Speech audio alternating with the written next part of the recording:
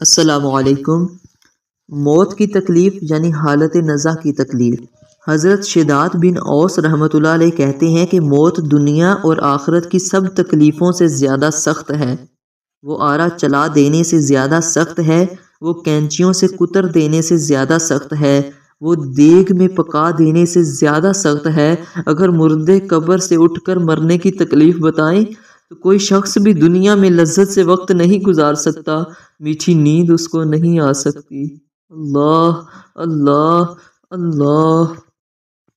امام غزالی رحمۃ اللہ علیہ فرماتے ہیں کہ آدمی مسکین پر اگر کوئی آفت، کوئی مصیبت، کوئی حادثہ، کوئی رنج، کوئی تکلیف، کوئی مشقت، کوئی خوف کبھی بھی نہ آئے، تب بھی موت کی سختی، نزع کی حالت اور اس کا اندیشہ ایسی چیز ہے جو اس کی ساری لذتوں کو مقدر کر دینے کے لیے کافی ہے، اس کے سارے راحت و آرام کو کھو دینے والی چیز ہے، اس کی غفلت کو زائل کر دینے کے لیے اسی کا فکر بہت کافی ہے۔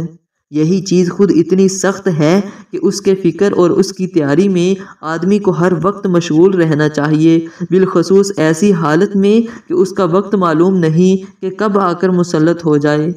ایک حکیم کا قول ہے کہ رسی دوسرے کے ہاتھ میں ہے، نہ معلوم کب کھینچ لے۔ حضرت لقمان رحمۃ اللہ علیہ کا ارشاد اپنے بیٹے سے ہے کہ موت ایسی چیز ہے جس کا حال معلوم نہیں کہ کب آ پہنچے، اس کے لیے اس سے پہلے تیاری کر لے کہ وہ دفعتاً آ جائے۔ اور واقعی بڑی تعجب کی بات ہے کہ اگر آدمی انتہائی لذتوں میں مشغول ہو، لہو لہب کی اونچی مجلس میں شریک ہو اور اس کو یہ معلوم ہو جائے کہ ایک سپاہی اس کی تلاش میں ہے جو کسی جرم کی سزا میں اس کے 5 کوڑے مارے گا، تو ساری لذت، سارا عیش و آرام مقدر ہو جائے گا۔ بلکہ اگر صرف اتنا ہی معلوم ہو جائے کہ اس کے پاس اس کی گرفتاری کا وارنٹ ہے، وہ آج کل میں اس کو گرفتار کر لے گا، تب بھی ساری لذتیں ختم ہو جائیں گی۔ رات کو نیند اڑ جائے گی، حالانکہ اس کو معلوم ہے کہ ملک الموت ہر وقت اس کے سر پر مسلط ہیں اور موت کی سختیاں جو ہزاروں کوڑوں سے بڑھ کر ہیں اس پر مسلط کرنے والا ہے، پھر بھی ہر وقت اس سے غافل رہتا ہے۔ یہ جہالت اور غرور کی انتہا نہیں تو اور کیا ہے؟ حقیقت یہ ہے کہ موت کی سختی کا حال وہی جانتا ہے جس پر گزر چکی ہے، دوسرے کو اس کی سختی کا حال معلوم نہیں ہوتا۔ وہ صرف قیاس کر سکتا ہے یا مرنے والوں کی حالت دیکھ کر کچھ اندازہ لگا سکتا ہے، اور قیاس اس طرح ہو سکتا ہے کہ یہ تو ظاہر چیز ہے کہ بدن کے جس حصے میں روح نہیں ہوتی اس کو کاٹنے سے تکلیف نہیں ہوتی، بدن کی جو کھال مردہ ہو جاتی ہے اس کو کاٹنے سے تکلیف نہیں ہوتی، لیکن جس عضو میں اور جس حصے میں جان ہوتی ہے اس میں سوئی چبھونے سے یا اس کے کاٹنے سے سخت تکلیف ہوتی ہے۔ بس بدن کے جس عضو پر کوئی زخم ہوتا ہے یا اس کو کاٹا جاتا ہے یا وہ جل جاتا ہے تو اس سے تکلیف اس وجہ سے پہنچتی ہے کہ روح کو اور زندگی کو اس حصہ بدن سے تعلق ہے، اس تعلق کی وجہ سے اس عضو کے ذریعے روح پر اثر پہنچتا ہے، اور روح سارے بدن میں پھیلی ہوئی ہے تو ہر عضو میں اس کا بہت تھوڑا سا حصہ اثر کیے ہوئے ہے، اور جتنا حصہ اس عضو میں ہے اس کی بقدر روح کو تکلیف پہنچتی ہے، جو بہت تھوڑا سا حصہ ہے، لیکن جو تکلیف اعضاء کی بجائے براہ راست ساری روح کو پہنچے جو موت کے وقت ہوتی ہے، اس کا اندازہ اسی سے ہو سکتا ہے کہ کتنی ہوگی، اس لیے کہ موت براہ راست ساری روح کو کھینچتی ہے جو بدن کے سارے اعضاء میں پھیلی ہوئی ہے۔ اللہ اکبر۔ اسی لیے بدن کا کوئی حصہ بھی ایسا نہیں ہوتا جس میں اتنی ہی تکلیف نہ ہو جتنی کہ اس کے کاٹنے میں ہوتی ہے، اس لیے کہ کسی عضو کے کاٹنے سے اس وجہ سے تکلیف ہوتی ہے کہ روح اس سے جدا ہوتی ہے، اور اگر وہ مردہ ہو اور اس میں روح نہ ہو تو اس کے کاٹنے سے ذرا بھی تکلیف نہیں ہوتی۔ بس جب روح کے ذرا سے حصے کے جدا ہونے سے اتنی تکلیف ہوتی ہے تو جب ساری روح کو بدن کے تمام حصوں سے کھینچا جائے گا تو ظاہر ہے کہ کتنی تکلیف ہوگی، لیکن بدن کا اگر ایک حصہ کاٹا جاتا ہے تو روح کا بقیہ حصہ سارے بدن میں موجود ہوتا ہے، وہ اس وقت قوی ہوتا ہے، اس لیے آدمی چلاتا ہے، تڑپتا ہے، مگر جب ساری روح کھینچی جاتی ہے تو اس میں ضعف کی وجہ سے اتنی قوت نہیں رہتی کہ وہ کراہنے سے کچھ آرام پا لے۔ البتہ اگر بدن قوی ہوتا ہے تو اس کے بقدر سانس کے اکھڑنے کے وقت اس میں آواز پیدا ہوتی ہے جو سنائی دی جاتی ہے۔ قوت نہیں ہوتی تو یہ بھی پیدا نہیں ہوتی۔ اس کے نکلنے کے بعد ہر عضو آہستہ آہستہ ٹھنڈا ہونا شروع ہو جاتا ہے۔ سب سے پہلے پاؤں ٹھنڈے ہوتے ہیں، اس لیے کہ روح پاؤں کی طرف سے سب سے پہلے کھنچتی ہے اور وہاں سے نکل کر منہ کے ذریعے سے جاتی ہے۔ پھر پنڈلیاں ٹھنڈی ہوتی ہیں، پھر رانیں، اسی طرح ہر عضو ٹھنڈا ہوتا رہتا ہے، اور ہر ایک عضو کو اتنی ہی تکلیف ہوتی ہے جتنی اس کے کاٹنے سے ہوتی ہے، یہاں تک کہ جب روح حلق تک پہنچتی ہے تو آنکھوں سے نور جاتا رہتا ہے۔ اس وجہ سے حضور اقدس صلی اللہ علیہ وآلہ وسلم کی دعاؤں میں یہ بھی دعا ہے کہ یا اللہ مجھ پر موت کی اور نزع کی سختی آسان فرما۔ لوگ بھی حضور اقدس صلی اللہ علیہ وسلم کے اتباع میں اس دعا کو مانگتے ہیں، مگر اس کی تکلیف سے ناواقف ہونے کی وجہ سے سرسری طور پر مانگ لیتے ہیں۔ یہی وجہ ہے کہ انبیاء اکرام اور اولیاء اعظام موت سے بہت زیادہ ڈرتے تھے۔ حضرت عیسیٰ علیہ نبینا وعلیہ السلام کا ارشاد اپنے حواریوں سے ہے کہ میرے لیے حق تعالی شانوں سے اس کی دعا کرو کہ نزع کی تکلیف مجھ پر آسان ہو جائے، کہ موت کے ڈر نے مجھے موت کے قریب پہنچا دیا ہے۔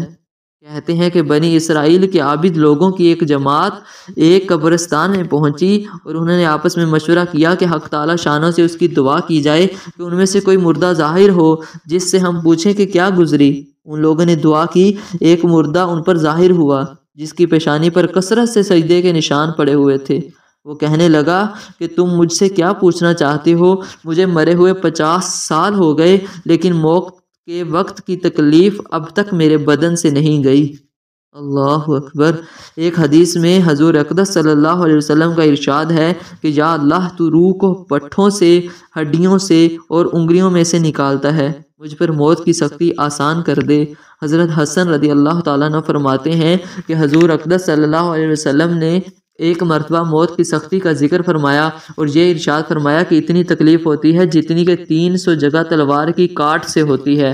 حضرت علی کرم اللہ وجہ جہاد پر جب ترغیب دیتے تو فرماتے کہ اگر تم قتل نہ کیے گئے تو بستروں پر مرو گے، قسم ہے اس ذات کی جس کے قبضے میں میری جان ہے کہ 1000 جگہ تلوار کی کاٹ سے مرنے کی تکلیف زیادہ سخت ہے۔ اوزاعی رحمۃ اللہ علیہ کہتے ہیں ہمیں یہ بات پہنچی ہے کہ مردوں کو قیامت میں اٹھنے تک موت کی تکلیف کا اثر محسوس ہوتا رہتا ہے۔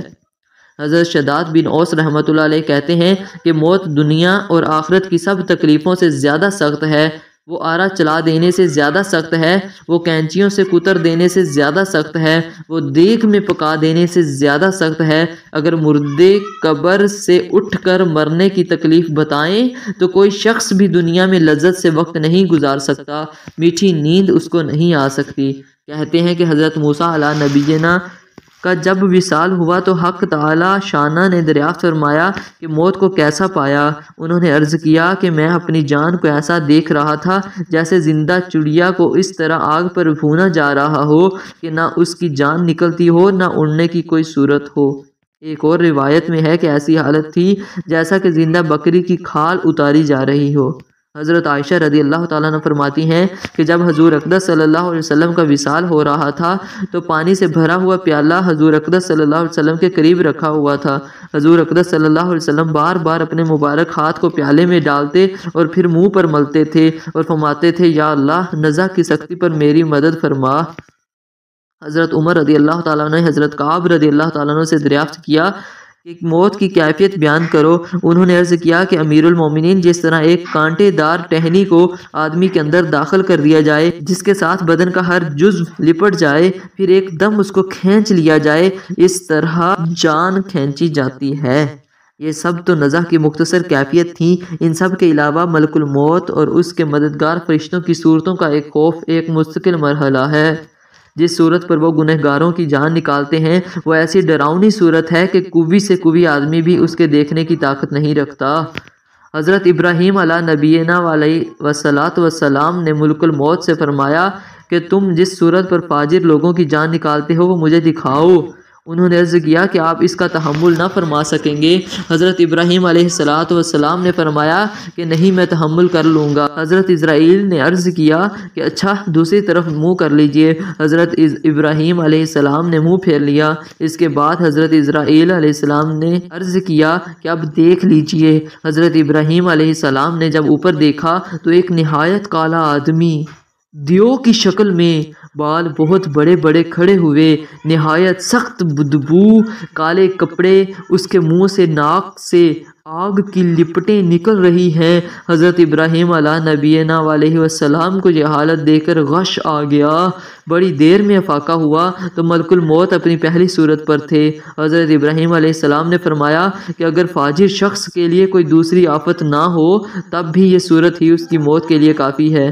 یہ فاجروں کا حال ہے، لیکن اللہ کے مطیع بندوں کی روح نکالنے کے وقت وہ نہایت ہی بہترین صورت میں ہوتے ہیں۔ حضرت ابراہیم علیہ السلام ہی سے نقل کیا گیا کہ انہوں نے ملک الموت سے فرمایا کہ مجھے اس ہیبت کو بھی دکھاؤ۔ تو انہوں نے دیکھا کہ ایک نہایت خوبصورت جوان نہایت نفیس لباس پہنے ہوئے، خوشبوئیں مہکتی ہوئی سامنے ہے۔ حضرت ابراہیم علیہ السلام نے فرمایا کہ مومن کے لیے اگر مرتے وقت اس صورت کے علاوہ کوئی بھی فرحت کی چیز نہ ہو تو یہ بھی کافی ہے۔